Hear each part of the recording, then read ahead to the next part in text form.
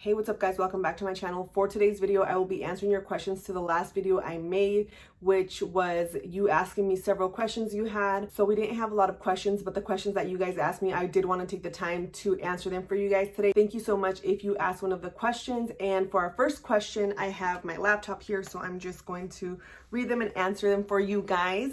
So our first one is watching from Canada.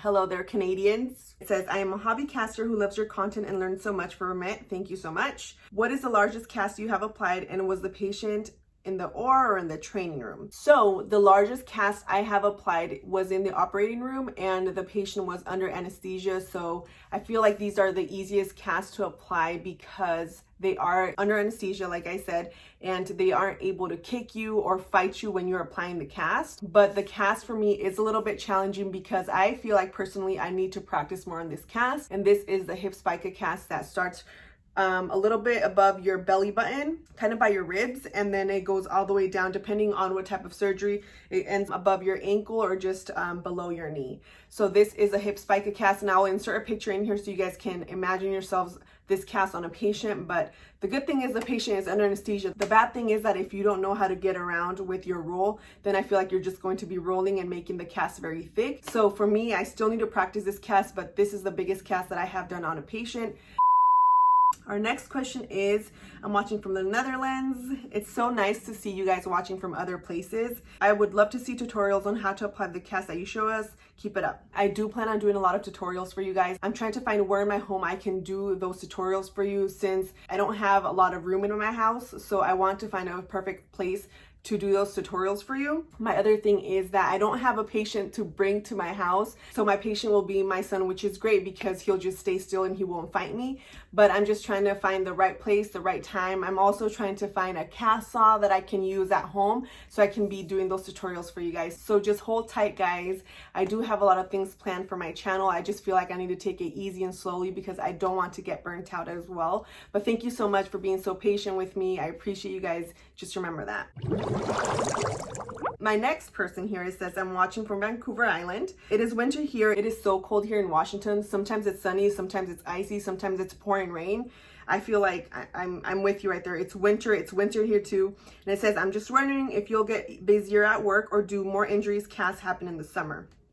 It's crazy because where I work at, we used to have trauma season where there was a specific time, which for us it was summer, where we had a lot of trauma, a lot of fractures. But now I feel like it's just a year round. During summer, we get a lot of fractures because kids are playing outside in the monkey bars, playgrounds, just stuff like that. And during the fall, we get a lot of injuries with sports like football and soccer. So I feel like for now, we just go year round. I feel like it just never stops, which is a good thing because, you know, we have job security.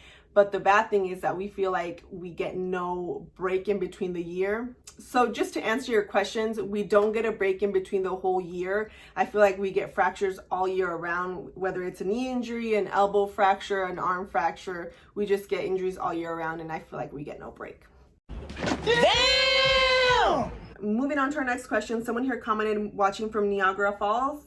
I think they wrote it incorrectly, Niagara Falls. But their question is, how many of each do you typically work with per day? How many of each do you typically? I think they mean how many do I apply per day? You know, honestly, it just depends on the providers you work with every day. There's days where we have foot surgeons, there's days where we have upper extremity surgeons, and then there's days where we just have everything combined together.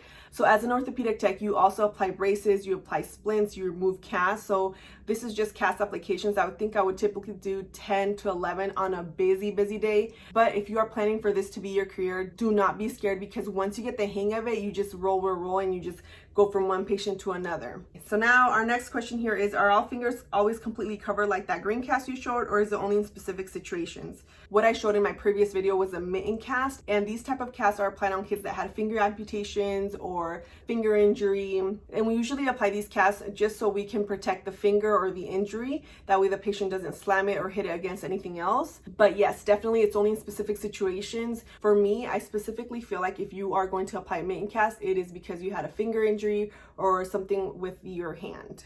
Someone said, I love your cast. Thank you so much. This last question came in late, but I wanted to take some time to answer it. They asked, what were some of the first type of casts you learned to apply, and how has your experience grown? The very first cast I learned to apply was a short arm cast. I also learned how to apply a lot of braces. The other thing you also learn is how to remove a cast. Once you get these steps down, you will move on to more challenging casts, but honestly, till this day, I just learn new things every single day.